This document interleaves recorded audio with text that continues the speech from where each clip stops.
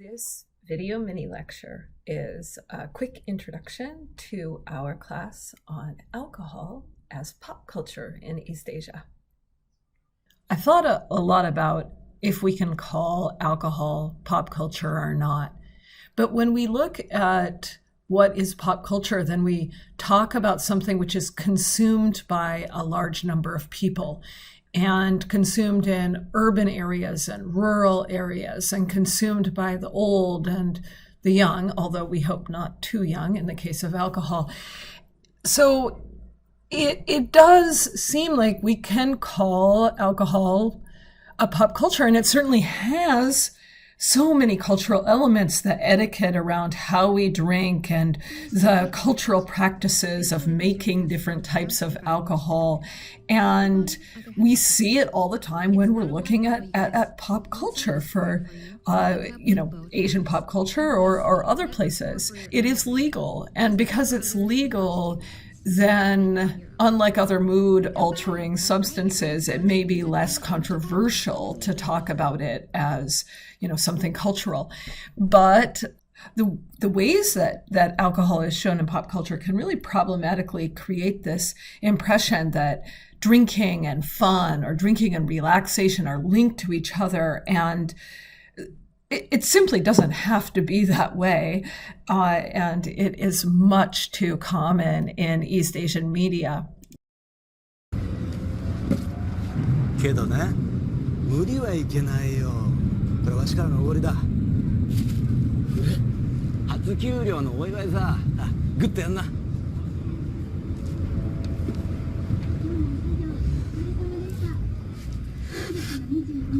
ありがとう。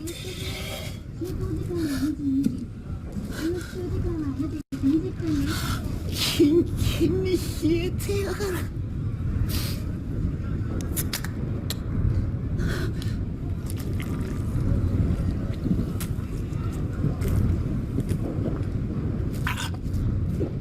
うわ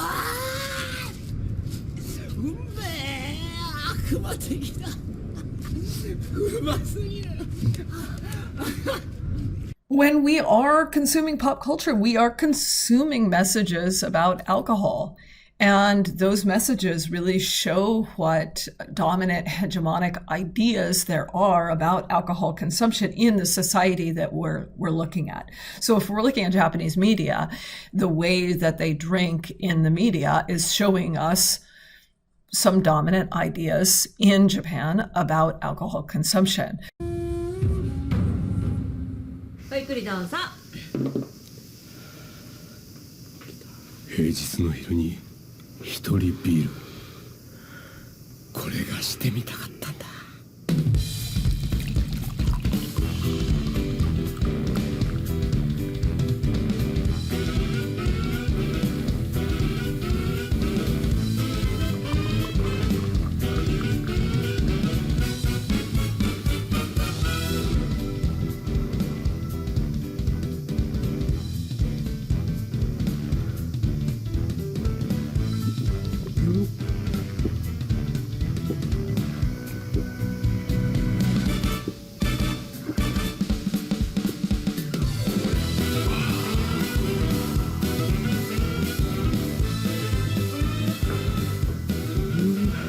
Where, how is it socially acceptable to drink? Who can drink?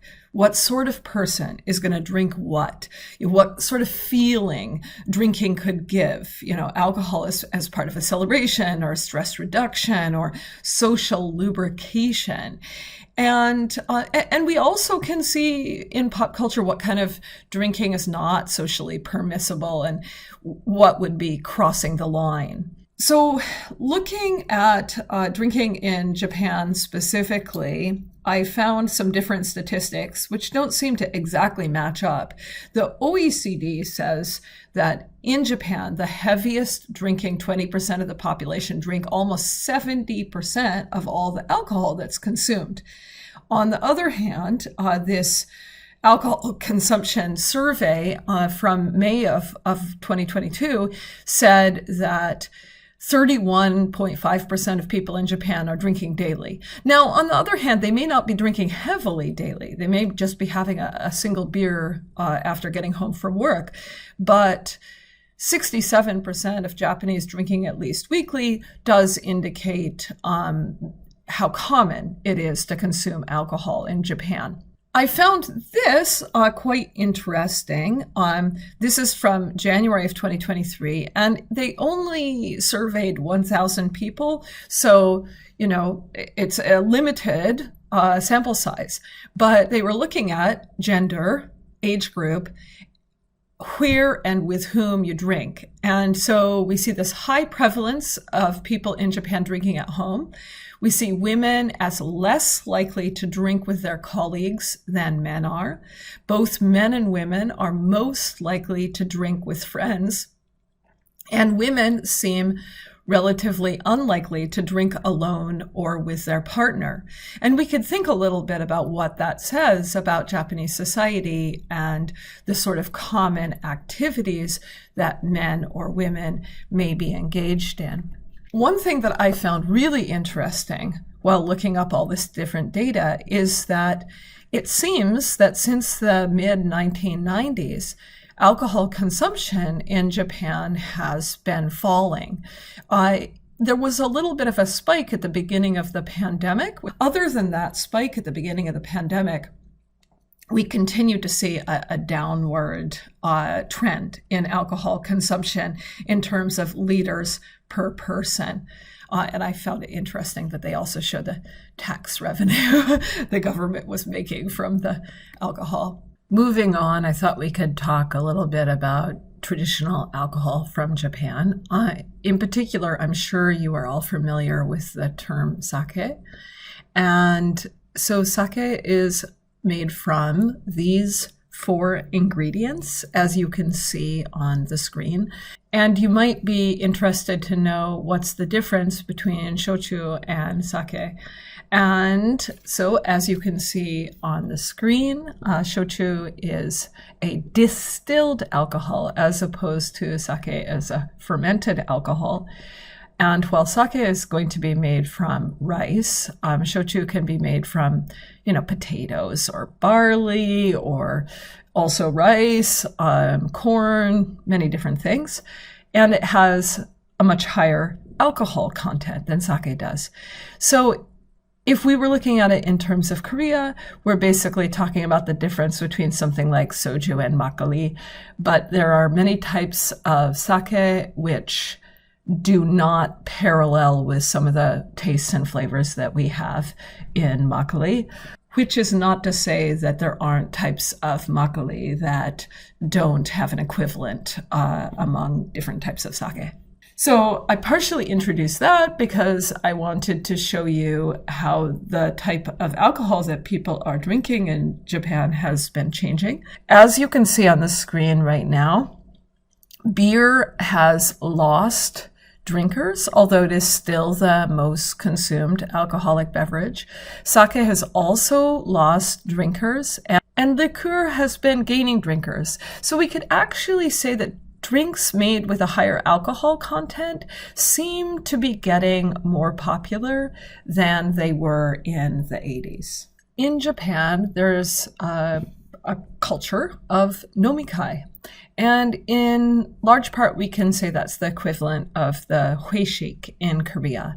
So it's a drinking event that you're going to have with your colleagues that would be hard to avoid participating in, held after work, and purportedly for purposes of team building. So important nomikai happen at the end of the year to celebrate all the things that you've accomplished during the year, or at the end of big projects, for example. So the hueshik in Korea is generally funded by the company or the boss, but nomikai is often made out of funds that are pooled from the attendees. And this is interesting because culturally, if the boss isn't paying, it may be harder to pressure people into over drinking, which is one of the things that Koreans often complain about with hueshik.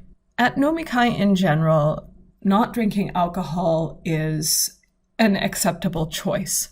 After the Nomikai has finished, of course, smaller groups of people that might really enjoy drinking may go on to a second or third location to have additional drinks. Obviously, in class, we're going to be looking more at the cases of China and Korea, so please do the reading so that you're ready to talk about those. And I would love it if you considered how alcohol consumption is being portrayed in the media you've been consuming recently. In my case, I've been watching Strong Girl Gangnam Soon.